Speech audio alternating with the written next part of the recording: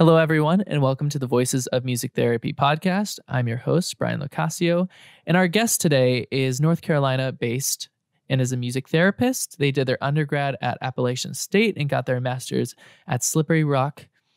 And right now, their work focuses around queer people and queer people of color, and they are currently pursuing additional training in analytical music therapy. I would like to welcome our guest for today, Freddy Perkins.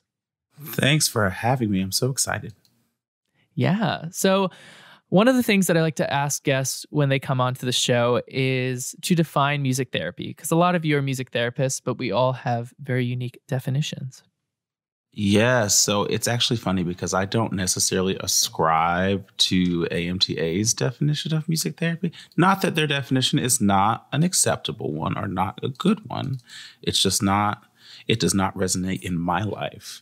For me, music therapy is really much more of like a situated reciprocal relationship. And I think that's the focus point for me in a lot of my work. So I think it's a reflexive process, definitely. So for me, it's a reflexive process where the music therapist and the client expand both individual and collective wellness through intentional music therapy experiences and an integrated reciprocal relationship. And I think for me, I use that definition just because it feels a lot less like based in this medical jargon. It feels a lot less based in this Western ideology of medicine that I think we as music therapists get wrapped up in a lot in an attempt to prove that we're good enough as music therapists. So I have kind of strayed from that. So yes, that is my definition. Yeah. And I think it's really cool that you're also incorporating like that concept of the reciprocal interactions between both parties, because that's really what it comes down to. That's how you're going to get those goals accomplished. Well, I think even in that respect, like even when I think about music therapy, you know, we always talk about the client-therapist relationship. But, you know, if you look at writings and the works of like Carolyn Kinney, like there's that entity of music is also its own thing. So it's really like a three-way relationship between like the music therapist, the music, and the client, right? Mm-hmm, absolutely. When we talk about music, I think we talk about it as this thing that we use or that we manipulate, right? Whereas music is almost it's its own entity, it's its own being, in the same way that the therapist and the client are both their own entities. And it's that interrelationship between the three that I think really allows for that collective wellness and for that expansion of self. Absolutely. Thank you. And then for how it works, can you give us an example, whether in your practice or in your philosophy? Yeah. So I think for me, the way that my work has really kind of changed from when I was an early professional and a student is I'm so less focused on a specific goal, right? Like I'm so less focused on knowing a diagnosis or knowing symptoms, right? Because that's not the center focus of my work, right? Like I care more about the context of the individual. So sure, it's helpful to know like if there's a diagnosis and what those symptoms may look like and what the presenting issue is. And also, it's important to know what else is going on with that individual outside of just that diagnosis, because not everyone presents the same diagnosis in the same way. I think autism spectrum disorder is a great example of that. I think we often get wrapped up in, oh, when I see someone with autism, I know that they're going to do X, Y, and Z, whereas like they may, but there's no guarantee that they're going to. So it's really important to get the rest of the context, the rest of the story. Like what do their systems look like? What's their home life look like? What's their life in school or in their community or in their job, or what other environments that they find themselves in? Because we're so socially constructed as individuals, and the way we understand ourselves is socially constructed and interrelated to our relationships with others, that is how I go about my work. Like a lot of my music therapy work opens up dialogues and conversations for what's happening in the world in relationship to the individual. So like a good example of it is I do an intensive outpatient group for a facility here in North Carolina. And oftentimes I'll do some, especially now with COVID, I've been doing a lot of receptive music listening activities and Mhm. a lot of lyric analysis and song discussion. And in those discussions, like, sure, I could sit there and say, well, how can we use music to be a coping skill to help you when you're feeling anxious or when you're feeling da da da da da. But more really, like, I open up that space and we talk about societal standards and how societal expectations and gender expectations and role expectations may be contributing to the ways in which they experience that anxiety or the ways in which they're experiencing themselves and have all this self-doubt or have these Yeah. thoughts of depression or whatever else that is the symptoms, right? Yeah. My music therapy journey has really brought me to a space where that is a lot of the work that I do, which I love doing because I love having those conversations. Yeah, absolutely. And it sounds to me like kind of what you're saying is getting to the root of the actual problem as opposed to just being like music therapy can help with this, but why is it happening? Yes, I think maybe more so what it is. It's less looking at it's not looking at the diagnosis as the problem, right? I think that's another thing Yeah. is we look at the diagnosis as the problem that needs to be fixed. Whereas I'm more concerned about what is happening around the individual that is influencing their ways of being and affect how they themselves view the diagnosis, right?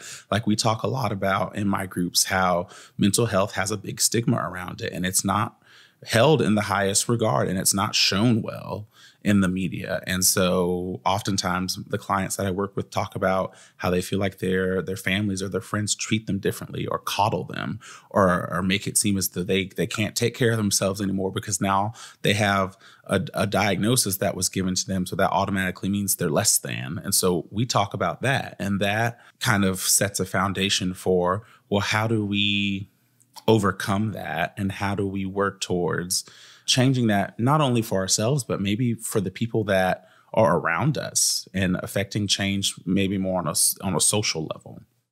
Well, it sounds like a very impactful approach as well. Thanks, I try.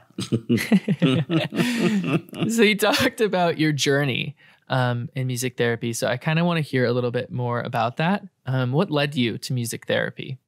Oh my God, I always love telling the story. So originally, when I was in high school, senior year, right, when we have to make all the big life decisions, like where we're going to go, what we're going to do. And my parents set me down and they had a good old kiki with me and said, you know, we don't really see music as being a career thing for you. We see it more as a hobby. And we think you should do something that's more financially stable. And so, they kind of pushed computer science on me. And so in applying to schools, like that was the thought. Like I was going to go to school for computer science. And I ended up choosing App because, you know, they gave me the most money. And one of the scholarships they gave me was for computer science, for being a science major. But I also wanted to see, well, let's see if I can do this music thing. So I auditioned for the music school as well. But at the time, I had no clue what I would want to do in music. I didn't know music therapy existed at the time. All I knew was music education and performance. And I knew I did not want to teach children. And so I said, well, I guess that leaves performance. And at that time in my life, I was not of the caliber to be a performance major, to put it nicely. Yeah. My applied professor, my saxophone professor, saw something in me. He said, well, I can take you on as a minor and we can work with you in the first semester and see if we can get you up to speed to re-audition. And I said, okay, let's do that. And the summer before my freshman year, actually, one of my scholarships, part of the deal was like you went the summer before and you took some classes and you took your freshman seminar in like a math class and you kind of built community or with other people that had similar science oriented majors. And I went and, you know, I remember I was sitting in, I think it was like an Algebra 1 college level class. And I was like, I don't want to do this for the rest of my life. Like I had that realization. I said, I don't want to sit at a desk and stare at a computer screen, which is really funny to say now, given the state of the world. But So I did some research and I was like, well, what else exists in music? And I learned that Appalachian State had a music therapy program. And so I emailed the professor, Dr. Kathy McKinney, and talked to her about it. And she said that I could take the intro class without necessarily being a major. Because I said, well, I'm a minor.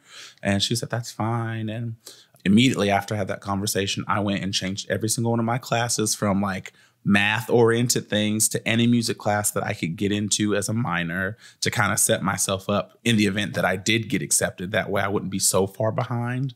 And I remember I got a phone call from my mom and she flipped out. She was like, this is not what we talked about. And we said you were going to do this and da-da-da-da-da. Because I'm an only child. So my mother was very much a helicopter mom, like the one that used the parent portal access on the online service and looked up your schedule and could see when changes were made. That was her. And I can relate. Oh my God. And so I went through that and that was a big moment for me because I had to kind of fight for myself and advocate for myself.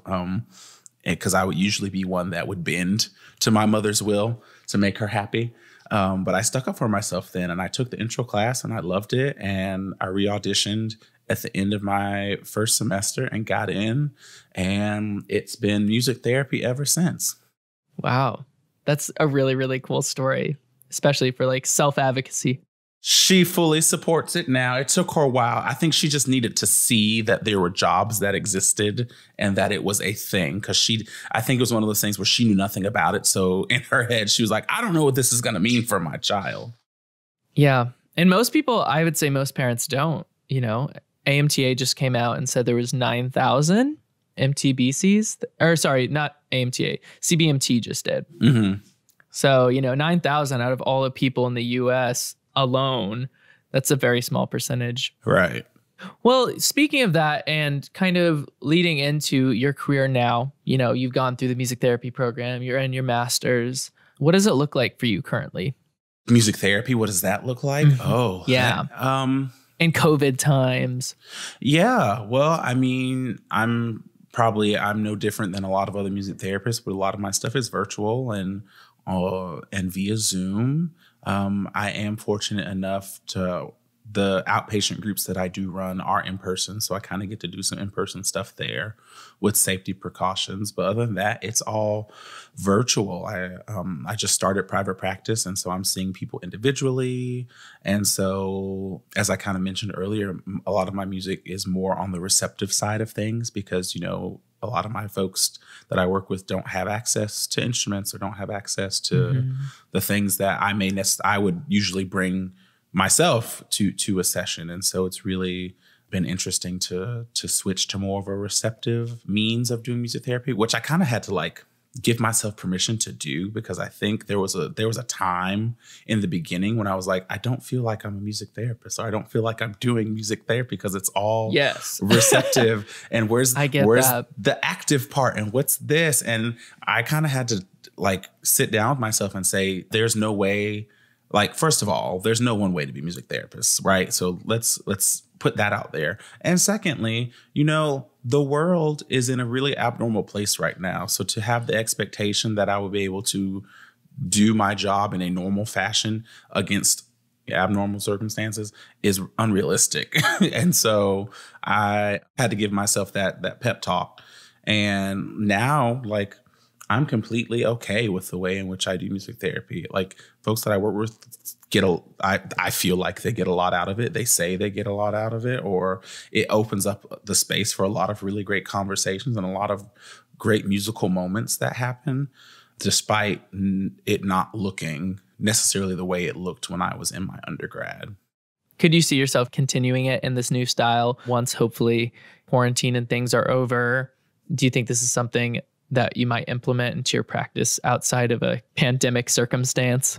I mean, certainly, right? I love the benefit of being able to work from my house. I know other people struggle and all the extroverts in the world are pining for people attention. I'm an introvert. And so being in my house, right, being in my house at my desk and just being me and my dog and then my roommate and his dog now and again when I feel like being social, it's great.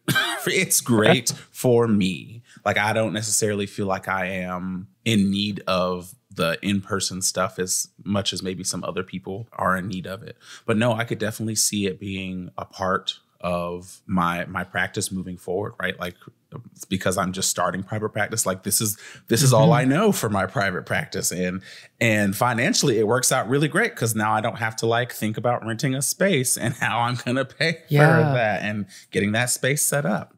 Yeah, talk about, I think the music therapy world and many other professions are talking about equity and things like that right now. And I think that's a really good point. Doing these virtual sessions, it's much more cost effective, especially if you're going to like drive to people's houses and you don't have a space. There's a lot of benefits in that aspect as well. Right. Yeah. So one of the biggest things about the show is that we highlight how individuals are innovative in music therapy. So my question for you is, how are you innovative in the field? Well, it's interesting that you ask, because in my head, I'm like, am I innovative? Like, am I really doing anything that's different or out the box? And my initial answer is no, right? I'm just trying to do the best that I can do in all honesty and taking it a day at a time. But I feel if there's something to be said in terms of innovativeness as it relates to me, I think a lot of where I'm kind of directing my focus is maybe deemed innovative. It's not like I started it, right? Like, let me put that disclaimer out. Like, I'm not the originator of anything, but I find myself really digging into the work that fulfills me, right? And that has really shifted to working with teens and adults who are queer and are queer people of color, and really trying to facilitate and hold spaces for them to discover who they are and find their authentic selves, and to attune to those voices that often get so drowned out in the bigger conversation. So I guess if I was to say anything about innovation, maybe that, but even that, like, that doesn't even necessarily feel innovative to me. It feels like something that should just be happening across the board. But within music therapy, is kind of hurts my heart a little bit, but that's not necessarily happening in the ways that it should collectively. I think there are definitely pockets of music therapists out there.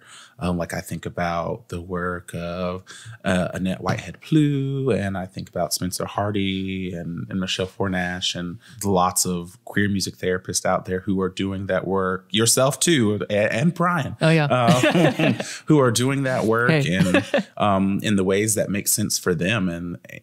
And I wish it was something that was happening more of, especially for Black and brown folks who need therapists, and who need therapists that look like them and kind of get at least a little bit of what their lived experience is.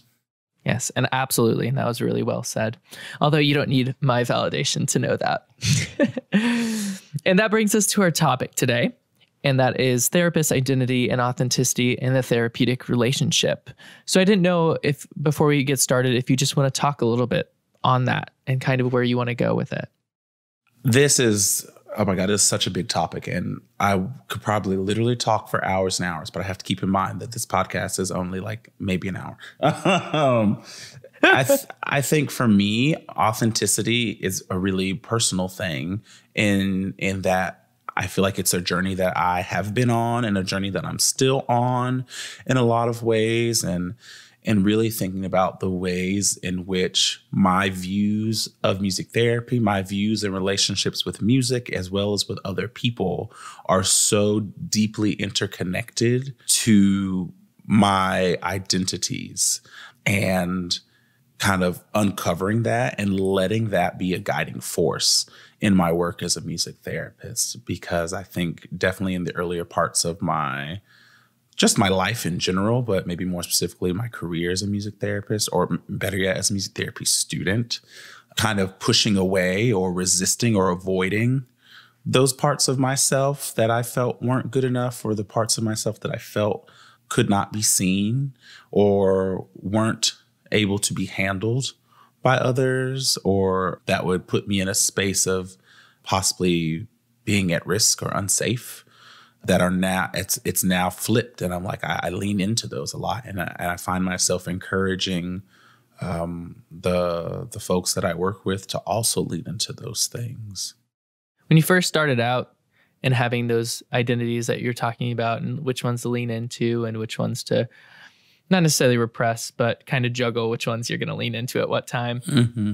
What was it like juggling those identities? Like, which ones did you have to juggle?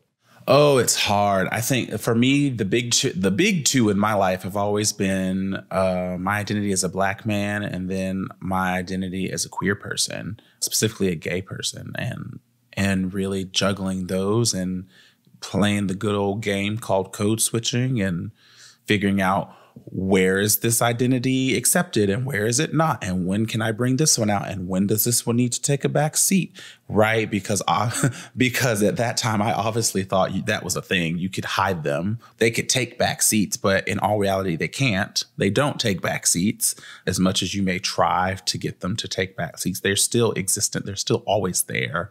And that has been a thing ever since I was a kid, right? Like I had to look a lot at the ways in which I grew up and the messages that I received and was told when it came to what does it mean to be Black, and having that always more often than not being seen as a bad thing, and the same thing with being queer. And at that time, no one was even having the conversation of what do those two things look like together. So it was a lot of feeling scattered and a lot of feeling not whole in a lot of ways. And I never really realized how much of an impact some of those earlier messages and those experiences that I went through impacted my clinical work. Like I never thought about it until I was kind of encouraged to do so in my master's program. And so I'm really thankful to have been able to do some of that work and to really do some of that thinking.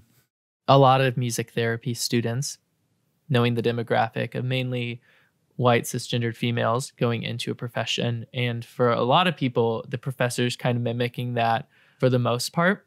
How do you think that influenced you going through schooling? Knowing that, I don't know which professors you had or what their identities were, but did you find that there was a disconnect between that as well? I think for me, I went to a predominantly white institution. Appalachian State is real white. And for the most part, if you were a person of color that was at that school, it was kind of assumed that you were there for sports. And I think just in the music school, in the music building, my freshman year, I think I was one of maybe four Black people. And then that number kind of increased as I went through the rest of my undergrad. And by the end of my senior year, I was one of two Black people in my music therapy program. The other young woman, she was 2 years under me. So in my graduating class, I was the only Black person there. And I think a lot of times I often tried to make myself be seen as good enough, like always wanting to make other people happy and always wanting to make other people comfortable, and doing whatever I could that would allude to that, or that would get me that acceptance, because I thought that's what I needed. I needed to be accepted. I needed to be loved.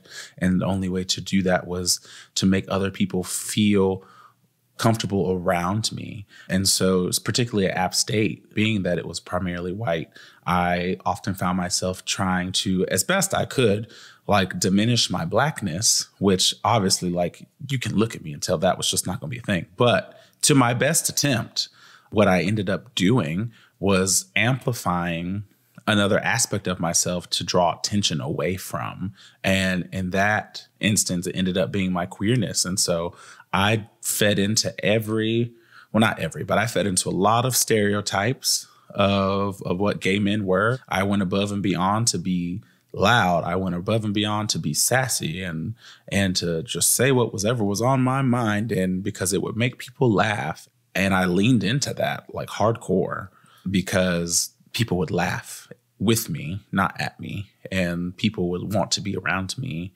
and it would gain me the acceptance that I think I wanted at that time.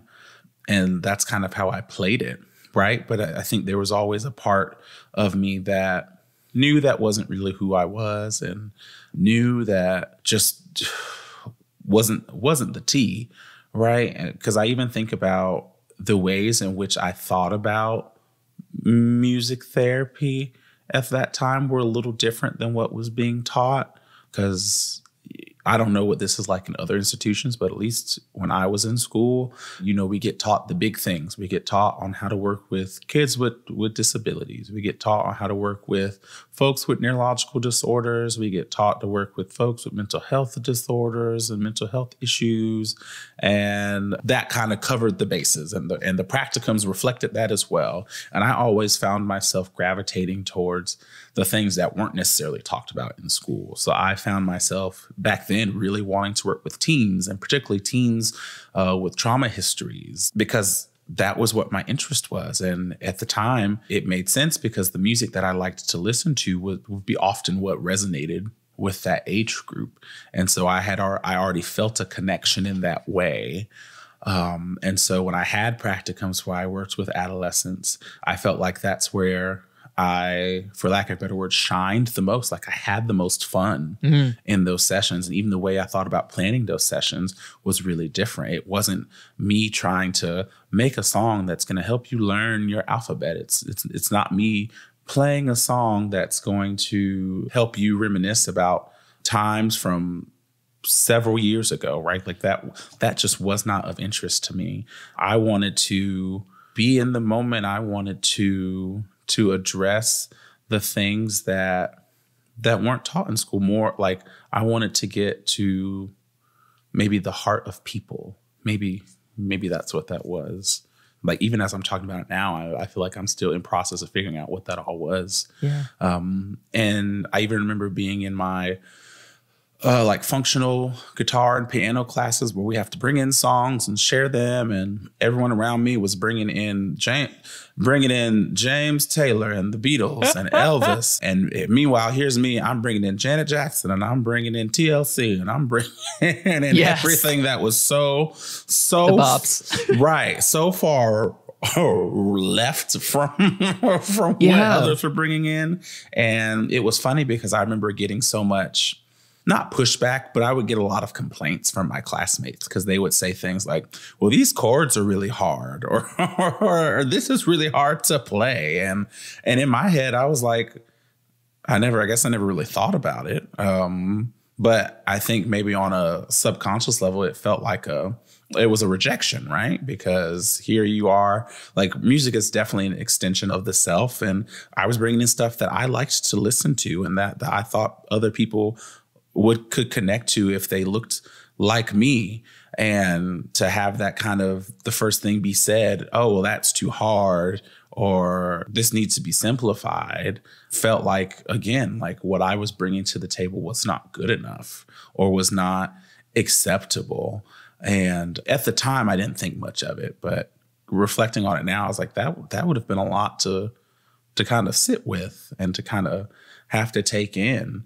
It's even funny too, like even in the role plays, because we always have to do the role plays in class where you play out what the experience was. Like there was one role play in particular where it was a group of teens and I had to be a teen, and like I played that thing like if you could get Oscars for classroom mock session performances, I feel like I had earned that Oscar. I was Meryl Streep in that moment.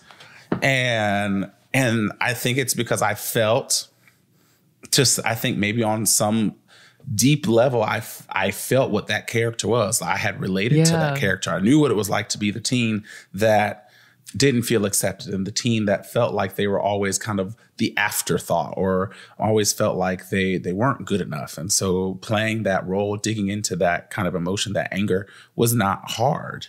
Whereas any other role felt really difficult to do at times, but besides the point. And then it's even funny too, like my graduate professor had this really interesting conversation with me where she said, it's not surprising that the population you wanted to work with back when you were in school was what it was, which was teens, which was trauma, which was all that stuff, because your life in some ways paralleled that. Right. Even your connection to the music that you listen to, like that was during a time that was very much in process for me to work through those identities and work through those things. I mean, adolescence in general is a time in all of our lives where we are sorting through every identity we possess and trying on different hats to see which one fits and which one looks the best in the mirror. And so she put that to me and posed that to me. And I said, wow, I guess I had never thought of it that way. And I guess that's why I was so gung-ho about it. I mean, even my internship, I had to go somewhere with teens. Like, I did not want to go anywhere else. And I was fortunate enough to get an internship at a children's home that was primarily focused around trauma. And like, all the kids there were Black and brown kids. Like, they looked like me. And that experience felt so fulfilling in a lot of ways, to kind of be in a space where I looked like them, they looked like me. We had some similar understandings. They were still, in a lot of ways, very different from me. So there was always room for me to grow and expand in my understanding. But it felt, in a weird way, it kind of felt like home. And then to see what they had to go through on their day-to-day, whether it was figuring out, like, where are they going to be placed? Are they going to get to go back home? Their day-to-day interactions with their house parents, the fact that they were required to go to church because the children's home was associated with a denominational church that I cannot remember at this time. And me thinking to myself, like, that is crazy to me. Like, you are forcing these kids to go to church. And in so many ways, a lot of them did not ascribe to that way of thinking. And me being able to kind of bring myself into that space, like, they all knew I was queer, they knew I was Black, and that was okay, because many of them were that. And being able to share space with them in groups and create groups for them, right? Like, I got to do a case study group for the queer kids and really holding that space and talking about what is it like to be queer, right? Looking back on it, if I could go back, I would have also dug into what's it like to be a person of color too. Hindsight is 2020 though. And so that, I think, was one of the best experiences I had clinically, was during my internship and those interactions. And I think coming out of that, I so badly wanted to replicate that in the jobs that I've held since then. And I've never been able to replicate that in any way. And I've never felt as fulfilled or as happy in my work as I did during that.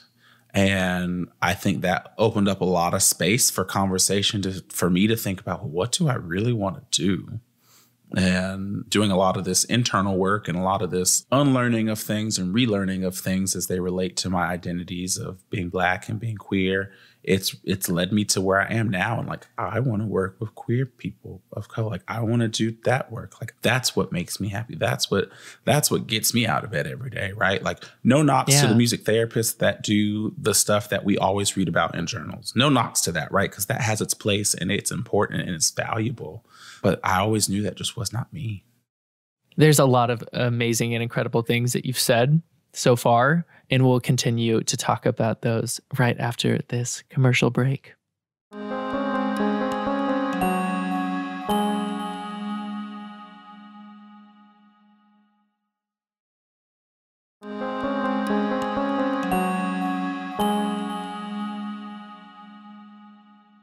Welcome back. We just got done talking a little bit about identity and how that interplayed with undergraduate, into internship, into the professional world. And what you were last talking about, it seemed like, was trying to replicate that process and that feeling within internship of working with queer people of color and then moving that into the professional world. So one of the questions that I have regarding identity and authenticity in sessions for you is, what are ways that your identity can empower your clients? Because you started to touch on that a little bit, and I want to see your thoughts on it. Yeah. So I think for me, something that I have kind of come to understand is that just showcasing your identity in itself is empowering, not only for your clients potentially, but for you, right? Because I always lived in this space where I thought I had to conceal my identities, right? Especially being a Black music therapist that is all of 6'4". And the first question I usually get from people when they meet me is, oh, you must have played football, and then having to like slowly break their hearts when I tell them that I did not. Yeah. And then being in clinical spaces where oftentimes the majority of the group would be white.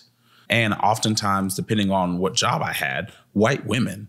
And so having to historically understand what the relationship between Black men and white women are, and trying to find ways in which to make myself, again, be more digestible for them, to make them feel comfortable. So I talk a lot about like physically making myself smaller. Like I would literally like hunch over my guitar, sit back in my chair, find ways to not physically look like a threat, and then and then verbally always trying to be conscious of what I was saying and how I was coming across. And in those spaces, and predominantly white female spaces, I would probably amp up my queerness a little bit more than normal. But then if I was in spaces where there were men, if there were cis straight men in the room, then I would find myself overthinking about my mannerisms and the expressiveness in my voice. And like, do I sound really gay right now? And what's my body saying? Like I would do all of that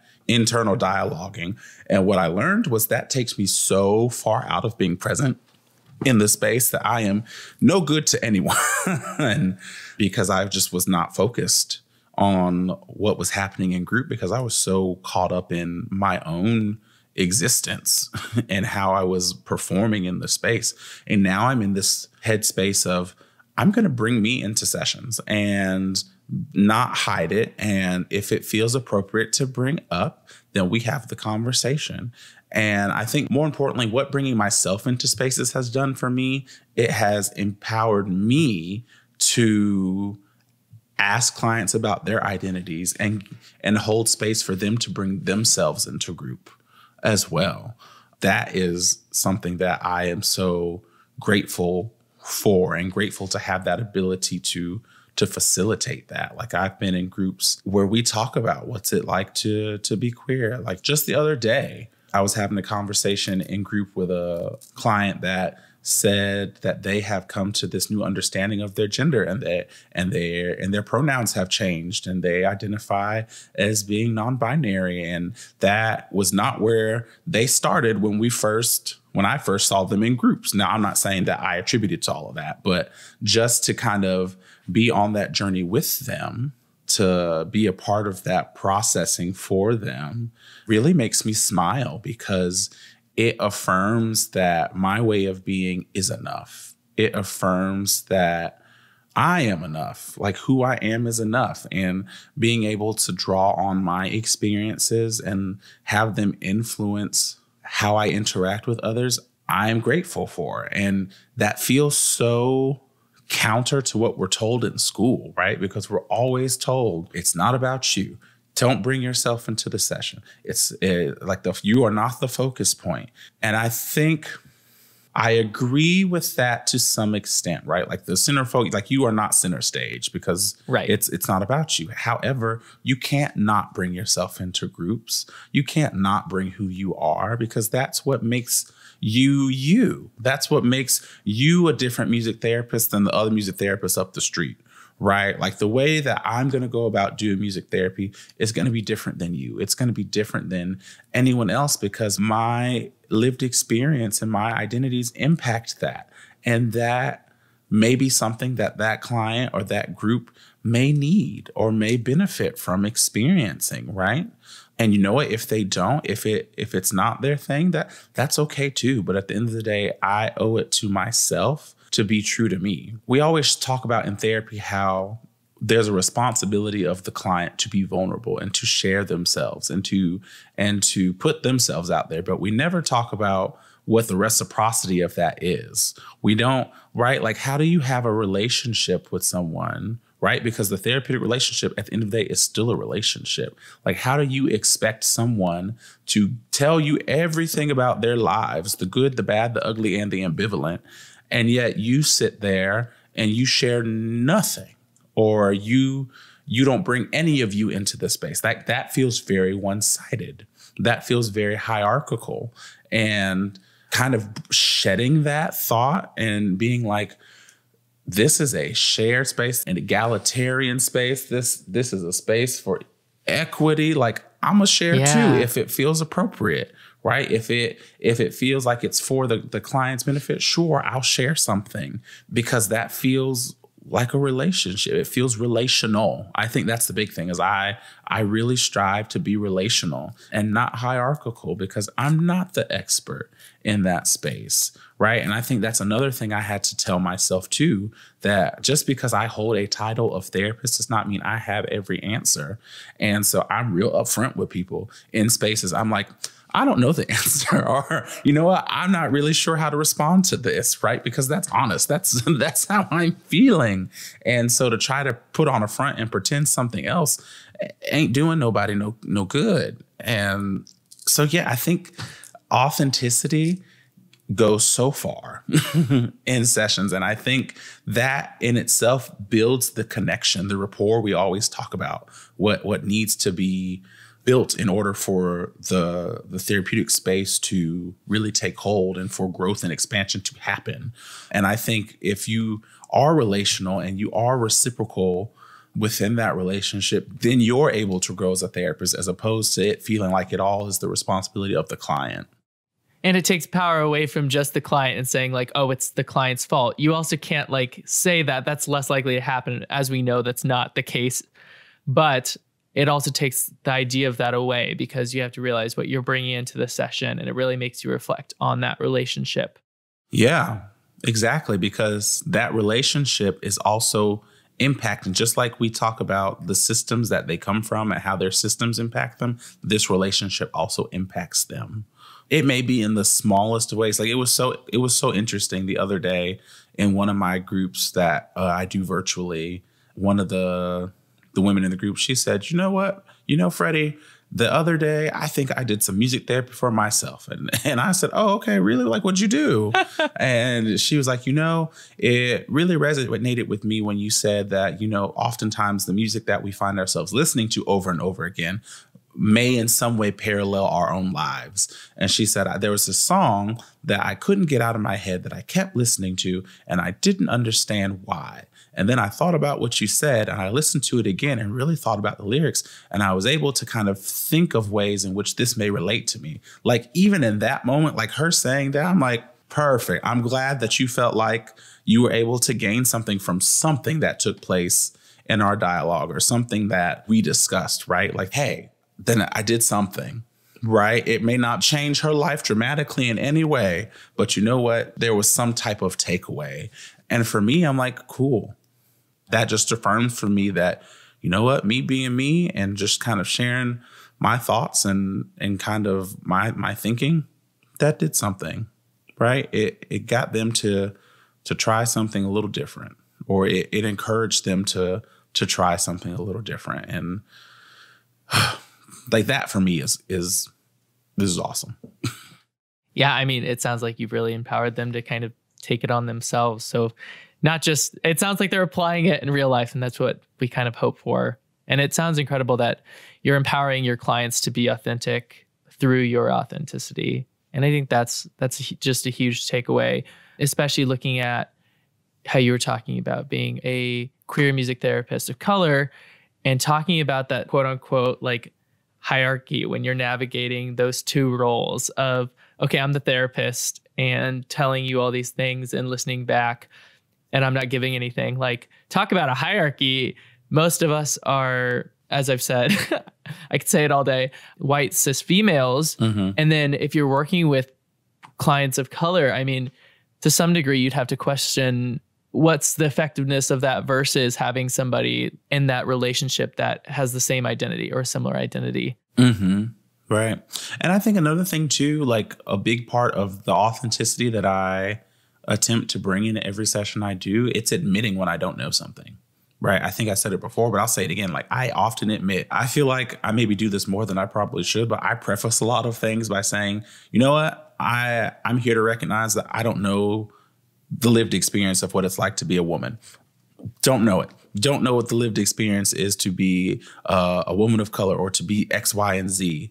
And and this is what I'm sensing, or this is what I'm getting. But I'm wondering how that role or how that identity impacts your way of being, right? And just kind of owning what I don't know honestly, it feels more like a relief than anything to say, I don't know. I do not have the answer. And you know what? It's not my responsibility to have the answer. Yes. And I think that's wonderful to hear for some of our listeners who are students and new professionals, is that, our job isn't to know every single aspect of everything and know exactly how to fix it. Mm-hmm. It's to just be in that moment and offer what you can provide. Like you've been saying this whole time, that ties directly back to identity and authenticity. And sometimes the benefits can be even greater when you admit that to your clients, because that shows that you're willing to disclose, right? This is where I'm at. It's a modeling thing too, right? Because oftentimes, more often than not, whether we want them to or not, our clients look to us as experts, right? Whether we own up to it, whether we own it or not, they look to us for that. And so if we're modeling this behavior of I'm supposed to know all the answers, then what does that tell them, right? That I'm supposed to know all the answers. And if I don't know all the answers, then I'm failing, right? And I break that wall down real quick. I'm like, I don't know. I have no clue. I don't know where to begin, or I'll be quick to say I feel stuck in the ways that you are saying you feel stuck. I also feel stuck, or I'll share what I'm feeling. Like if people share something in group and I'm like saying that I'm feeling this, or I'm feeling this in this part of my body, or oftentimes what they'll say will influence what I do musically. Like I have one client that I see through my private practice who was sharing with me about his relationship with his daughter's mother and kind of the back and forth of that relationship. And I'm hearing him talk and share and explain, and a song popped in my head and I was like, I want to share this song. And so I broke out a song, pulled up Ultimate Guitar tabs and went on my keyboard and not sponsored. Right. Not sponsored. And shared that song. And I did not expect the response that I got, right? Because really all I was doing was sharing something that popped up for me, right? Like this idea of the countertransferences that come up in therapy inevitably, and sharing that and putting that out there. And it opened up this conversation that we got into just based off of something I thought of in the moment. And I think that right there is that reciprocity, that relational aspect of therapy that I try my best to hone in on and focus on. I definitely think that everything you're saying is something that resonates with one therapist, regardless of all the intersectionality within their identities that they have. Speaking on all these points, I do want to draw to a specific study that I wanted to reference for this amazing conversation and episode. And that is by Claire Hutchison and Kyle Peng. And this is actually within one of their university classes that they had under the supervision of Dr. Charles Choi, Pepperdine University. But this specific idea of identity and culture and authenticity was put through the perspective and lens of a third culture kid, or TCK, which is defined as an individual who has spent his or her or their developmental years in a culture apart from their own. Mm-hmm. But I think that also ties into intersectionality of identities. So I think you can look at this through several lenses. But they looked at it through this idea of the communication theory of identity, or CTI. And it's a theoretical framework where individuals have to negotiate parts of their identity. So all the things that we've been talking about. Mm-hmm. And they found 4 layers, and they particularly talked about 3 of them. And the first was the personal layer, also known as I am this person, I fit into these categories, but I don't truly fit into one completely. And that's what they found with these people, let's say, who are like first generation children within a new country. But it can also be, for instance, a first generation like queer individual from a family. And South Dakota or something like that. There's a lot of ways you could look at it. The second layer is relational, or identity is mutually negotiated and jointly formed through relationships. So kind of that nurture theory. And there's two kinds within relational, where there's the internal identity of self. And the second is the identity that you modify according to descriptions and categorizations with others, which has to do with code switching and things like that. And how you were kind of talking about navigating between, sometimes with women, shifting to more of a queerness as opposed to more of like a masculinity when in the presence of men, cis men within groups. And then the third one is enactment, which is traveling between the layers. But the fourth one is communal, where the individual's identity is attached to a larger group. So that's what I'd think of within this concept of like a third culture, or individuals who are both queer and people of color. Like those little minute groups, that is all of them. So I just wanted to talk about those 4 layers and kind of dive in. That was a lot of information. Yeah, I'm probably going to ask you to send me that article after this, because that sounds like something that should probably be in my thesis. So yeah, no problem. It's a really incredible article. I will say it cited a lot of other great articles as well, including one by Hetch and Warren in 2005. But it's just talking about individuals struggling with communicating their identities. And there's these ideas of identity gaps, and that is where the two conflict with each other. So I will definitely send that ahead and link it in the description for you all. But to kind of just talk on all those different kinds of identity, you have your personal identity, your relational identity. What goes through your head when you're hearing all this? I think the first thing that I kind of think of is how there can be such differences between those forms of identities, right? Like I think about my own coming out process and my understanding of my identity, and feeling like, for me, I feel like I kind of settled into an understanding of what that was around my teenage years. But then obviously, like, the relational identity is something that constantly remained in flux throughout my whole life, and still does in many ways, whether I'm aware of it or not. And just kind of acknowledging that multifacetedness, right? Like, it's so funny. I was watching a TikTok the other day where the TikToker was talking about code switching and saying, and he was posed a question, and he was like, is code switching a superpower or a struggle? And he was like, it's both. Yeah. Because there is W.E. Du Bois talks about this idea of double consciousness, and how, people from within marginalized identities, for example, so Black people, we have this double consciousness because we know what it's like to live as Black people. We know what that experience is, and we know how to navigate that. And also, we know how to navigate a society that is predominantly white, and that whiteness. So it's almost like being able to, it's in a similar vein. I think the way to make it most fit is like being able to speak 2 different languages, right? And being able to interact with 2 groups. Whereas, white people only know their experiences of whiteness because their culture is also of that, but they don't have the language, and they don't have the skills developed to then go into Black space or any other type of minoritized space. So in that respect, like, this idea of double consciousness and this idea of code switching is a power, right? Because we can manipulate, we as people of color can then manipulate that and use it in a way that can benefit us, right? Like, we can use it for acceptance. We can use it to kind of guarantee some safety in some ways. And we can use it to get a leg up in whatever way that looks like. And also, it's a struggle because there's this sacrifice that has to come with it. And there's these negotiations that are made in doing that code switching. There's this dialogue that you go back and forth in your head with what are you having to let go of, and what are you having to sacrifice in order to get that leg up, or in order to fit in, and to be accepted. And for me, for a long time, I rejected my Blackness like it was COVID, like it was Miss Rona herself.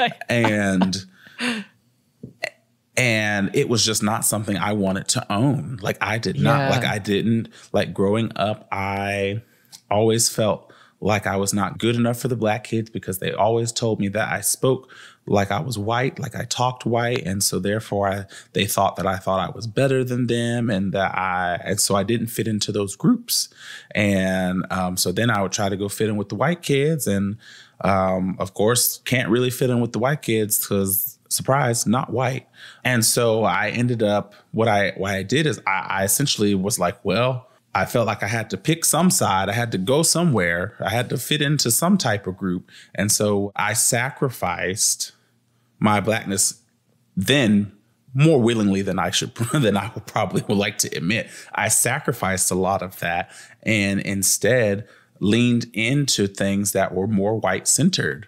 Right. Like I even think about, like when I think about my musical choices, when I think about my choices of music, like my first CD that I ever purchased was Britney Spears. Like when she first came out, that was the first CD I purchased. And then following that was Christina. And I found myself aligning and listening to a lot of this popular music, pop culture music that was at the time back then were these blonde haired, blue eyed girls that were just adored by all. And I think in some way I wanted that. And so I said, well, if I listen to it, maybe that'll get it. That'll give that to me. And I rejected things that weren't that. So I rejected things that were more Black centered. So I didn't listen to rap and hip hop music to the same extent as some of my Black peers. I didn't get that. I didn't understand that, or I looked at that, actually looked down upon that. I thought, oh, well, that's too ghetto, or that's too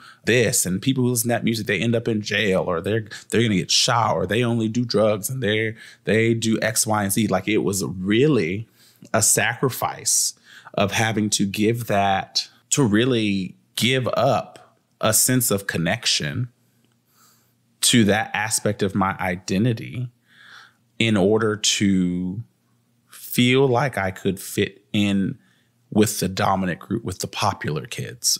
Let's say that. And for me, what that led to a lot of like internalized racism that I dealt with for many years, and not going out of my way to make connections with some of my family members, because in my head, I had created this narrative that they were shady, or they were less than ideal. There was a lot of that I think went on for me. And I think some of that can be attributed to this idea of this code switching and trying to, again, find love and acceptance in all the places where I didn't necessarily need it, but I wanted it. Wow. And thank you for sharing on those experiences. You know, I think that also kind of directs, oddly enough, right to, I mean, this is just a testament to your speaking, but it relates right to the article, because the number one gap that they viewed within layers was between that personal and relational layer. Mm-hmm. And I think a lot of people deal with that. I can't speak from, you know, obviously your same perspective or anything like that, but just from like the queer community and from my like maleness as a music therapist, which oddly enough is like one of the small careers in the world where like men are not the dominated, you know, career path or whatever. Mm-hmm. But yet they still get paid more. But still they get paid more. I don't even know.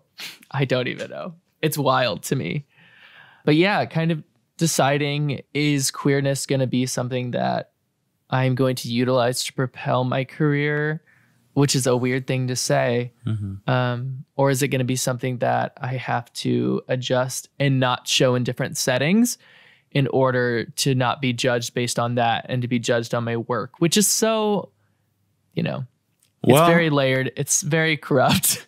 It's very layered. And, you know, not that this is the end all be all answer. To some extent, I think it very well may be a mix of both, right? I think there would be a lot of ways in which you use your queerness to propel what you want to do and where your interests lie.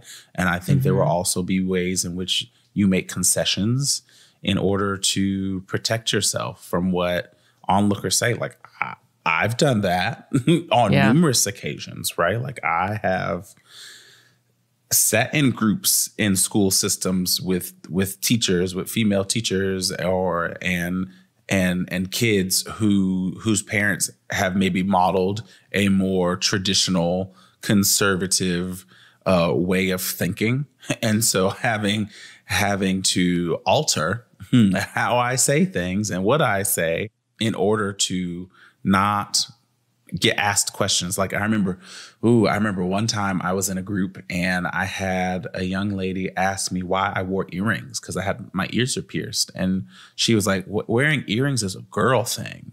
And like hearing that shook me. It shook me up because then I immediately felt less than. I was like, well, crap. So now I'm not enough of a man. I was like, I already kind of had that thought because of the whole queerness thing, and like as gay men, we're already not seen as being the standard of what a man should be. And here I have this little girl telling me I'm even more of that because my ears are pierced. Or I had another group where an older gentleman with Down syndrome I was wearing a slouchy beanie hat, and he told me that I didn't need to wear that hat because God loved me, and that I shouldn't wear hats like that because they were feminine. And again, being shaken. Yeah, I've never heard that. And really sitting with those things, or having moments where someone in a group, being in a group with kids, and one kid calls another kid gay, and the whole group laughs, and me feeling frozen because I'm like, I don't know what to say, right? Because my visceral reaction is I want to yell and reprimand, but I'm like, this is therapy, so I can't really do that. And also, I don't want it to seem as if I'm too invested in this, because then people will be questioning, well, why are you so invested in that? But also, I don't want these kids to think that gay is synonymous with something as being less than or being funny, something to be laughed at and ridiculed. And so like all those things go through my head. And in a lot of ways, I make concessions and I don't say anything, and I let the teachers decide whether they deal with it or not. And I try to proceed as originally scheduled in the program. So yes, I have definitely made a lot of concessions for the sake of my safety, or for the sake of not being judged. But I'm trying my best to move in a way now where I'm like, I try not to care as much, and I try not to be so caught up in the reception of get caught up in how others receive me, and really just kind of stay true to what works for me. And that's a lot easier said than done. Something that we're all constantly learning. I'm sure you could talk to any therapist who's been in the field for 30 years and they'll be like, I have to change constantly. Nothing's ever stagnant. Right. You know, it's interesting because as you were speaking about that experience with individuals in the school setting, you know, that's one of those interesting times where you could really apply the shifting of identities. And for me, I'm thinking, you know, as a therapist, and I've talked about this when I was in internship with my supervisor, but thinking, you know, if I wasn't a part of that identity, how would I approach this? And I think if I think about it from a standpoint of like, okay, so they're still going for somebody using words that in their mind are offensive or are intended to be offensive in the tone, whether you would find that appropriate within a therapeutic setting. Probably not, because a group is going against like one person.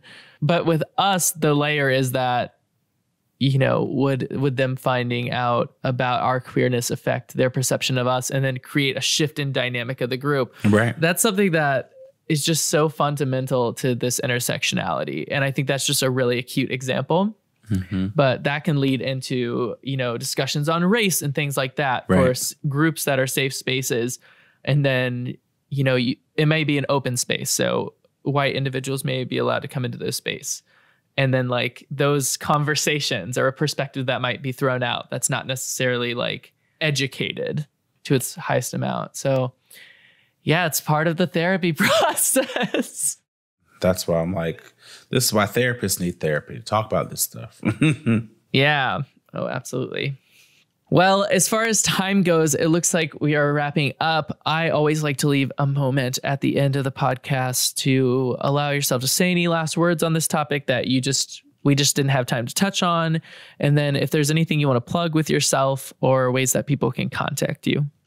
I think in terms of just last thoughts, I think my thought is just, as music therapists, we owe it to ourselves to think about what authenticity looks like for us, not only in terms of our personal identities, but our identity as music therapists, right? Because I think there's a lot of ways in which we are not really being authentic to what music therapy is from how it's began. And I think a lot of that has happened with trying to be, again, accepted by stakeholders who control whether we get licensed or who control whether we get jobs and keep our jobs and get paid a decent amount of money to live. And so I think I just encourage everyone to start thinking in those ways, like, what does authenticity look like for you? And in a lot of ways that requires a lot of deep-rooted learning and unlearning of things and how we come to understand things, which is scary but necessary. And in terms of plugs, I do have that good old private practice that I just started, Attune Music and Wellness. And, with COVID happening, and because I'm board certified nationally, I can really see anyone anywhere. So the focus for my private practice is queer people and queer people of color. So if there's anyone listening that knows someone who may benefit or who needs to talk to someone, and maybe traditional talk therapy is not the route to go, please feel free to look me up. I'm on Facebook at facebook.com/Attune Music and Wellness, as well as Instagram at Attune Music and Wellness, and or shoot me an email at freddy@attunemusicandwellness.com. The website is still under construction, so that is not ready to be viewed yet, but there are plenty of other ways to get in touch with me if you have questions about it, or if you have someone that you think just needs a space to be held for them. I am always looking to hold space for those who don't often get it held for them. Thank you so much for being on the show, Freddy. And I encourage everybody to tune in to our next episode if you are having fun and enjoying the podcast or sharing it with other individuals. And always feel free to look into the comments for the links to all the information that Freddy just said.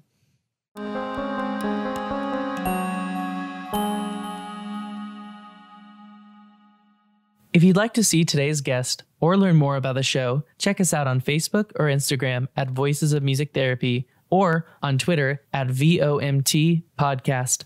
If you have any questions, or if you know any innovative music therapist and would like to recommend them for the show, you can email us at voicesofmusictherapy@gmail.com.